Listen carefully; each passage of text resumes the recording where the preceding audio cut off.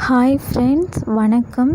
இன்றைக்கி நாம் பார்க்க போகிறது இரும்புச்சத்து அதிகமுள்ள முருங்கைக்கீரை சூப். இதை நம்ம டெய்லி டீ காஃபிக்கு பதிலாக குடிக்கலாம்.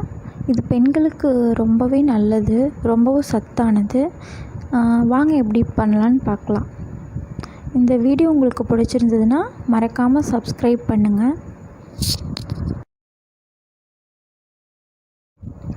ஃபஸ்ட்டு 4 கப் தண்ணி ஊற்றிக்கலாம்.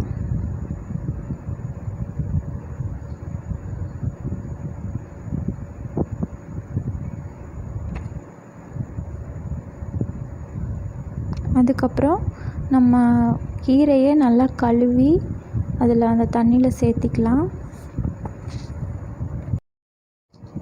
இந்த சூப்பு ரொம்பவே உடம்புக்கு சத்தானது. இதை கர்ப்பிணி பெண்களுக்கு கூட டெய்லியும் கொடுக்கலாம். ரொம்பவே இரும்பு சத்து. குழந்தைகளுக்கு கூட 2 நாளைக்கு ஒரு டைம் இதை கொடுக்கலாம்.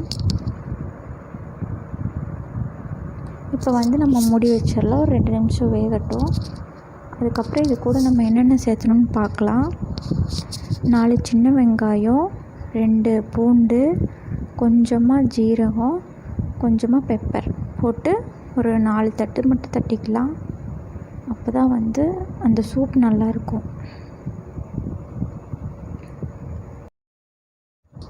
இதை நம்ம கொதிக்க வச்சுருக்கிற கீரை கூட சேர்த்திக்கலாம்.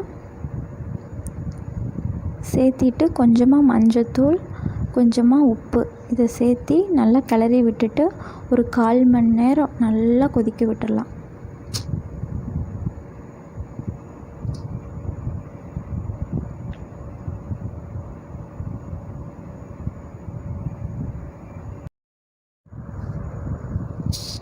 சுகர் இருக்கிறவங்க கூட இந்த மாதிரி சூப் செஞ்சு கொடுத்தா ரொம்ப நல்லது.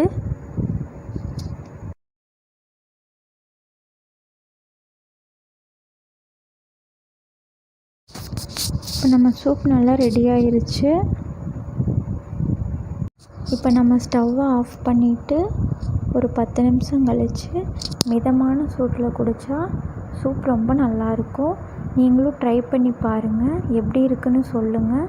இந்த வீடியோ உங்களுக்கு பிடிச்சிருந்தா மறக்காமல் நம்ம சேனலை சப்ஸ்கிரைப் பண்ணுங்கள். நன்றி, வணக்கம்.